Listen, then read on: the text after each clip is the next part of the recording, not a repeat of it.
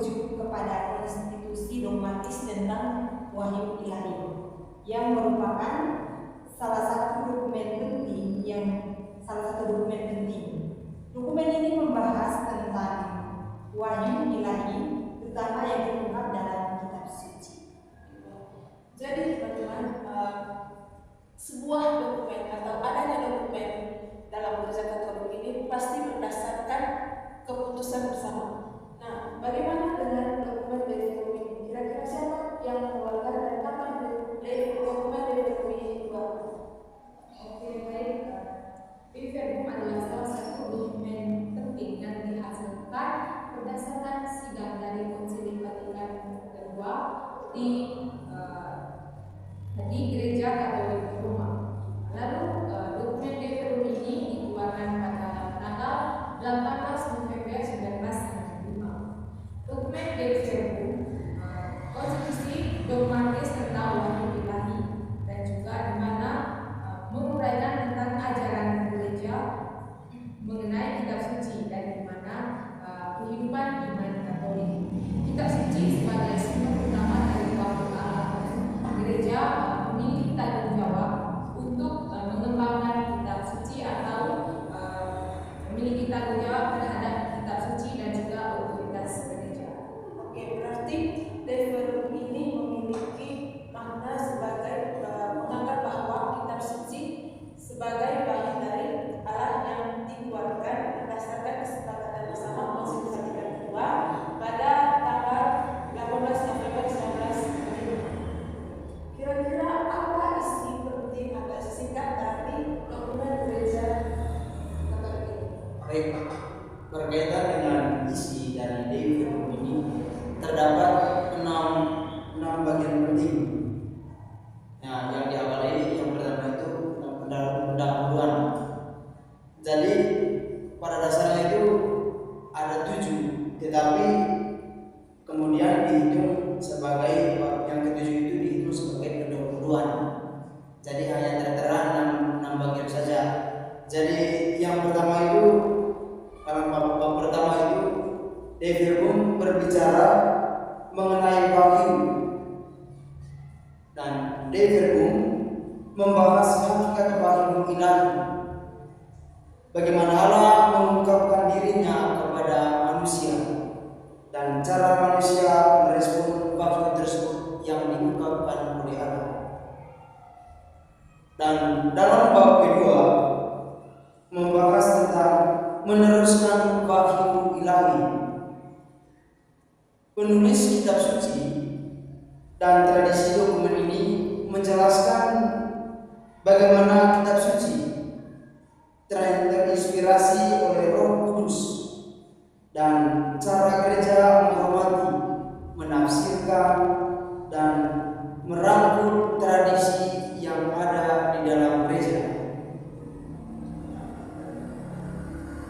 Dalam bab ini juga terdapat poin penting, yakni para rasul dan pengganti mereka sebagai pewarta Injil,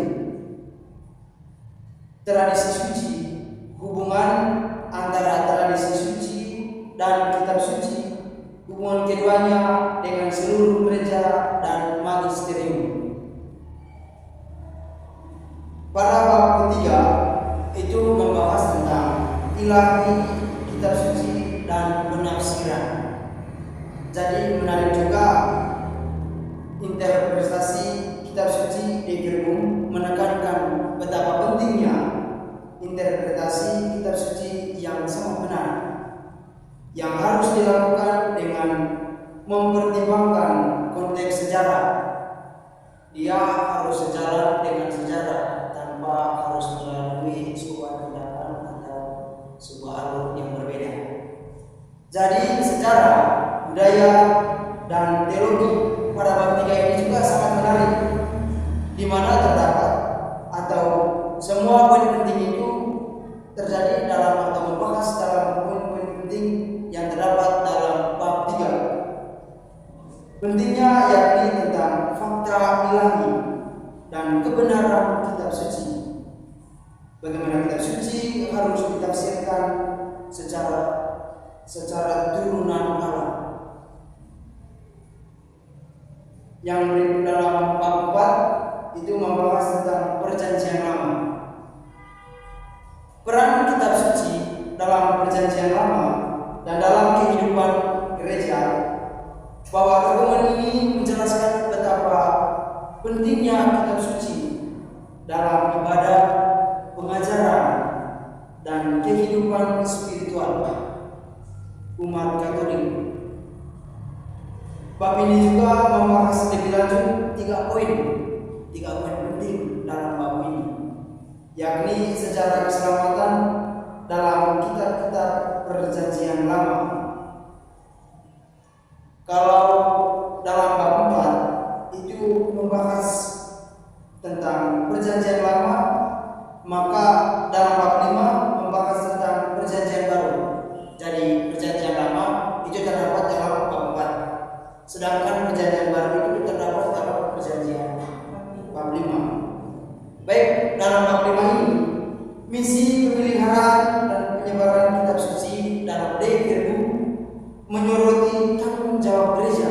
Tanggung jawab gereja itu betapa pentingnya dalam DKRU untuk menjaga dan menyebarkan kitab suci kepada seluruh umat manusia. Dalam bab ini terdapat 4 poin penting, yakni arti perjanjian lama untuk umat Kristiani, kesatuan antara kedua perjanjian, keseluruhan perjanjian baru, dan asal-usul Injil dari para rasul, serta sifat historis Injil yang terdapat dalam kitab-kitab perjanjian baru lainnya. Sedangkan pada bab terakhir, DKRU membahas khusus berkaitan tentang kitab suci dalam kehidupan gereja. DKRU itu menegaskan pentingnya kitab suci sebagai sumber wahyu ilahi bagi umat Katolik dan menekankan perlunya penafsiran yang akurat dan otoratif terhadap otoritas gereja. Berkaitan dengan hal ini, dewasa ini juga sangat menekankan penting betapa dalam DKRU tetap menjadi landasan bagi studi dan pengajaran kitab suci. Jadi dalam pengajaran itu tidak terlepas dengan DKRU, dia selaras atau sejarah. Di kalangan umat Katolik di gereja masih sangat memandang kitab suci sebagai sumber wahyu ilahi yang penting dalam mengajarkan kitab suci yang dipelajari. Dan di situ juga kita pasti tahu bahwa dalam DKRU itu kita diajarkan untuk saling menghormati dan diterapkan dalam kehidupan sehari-hari.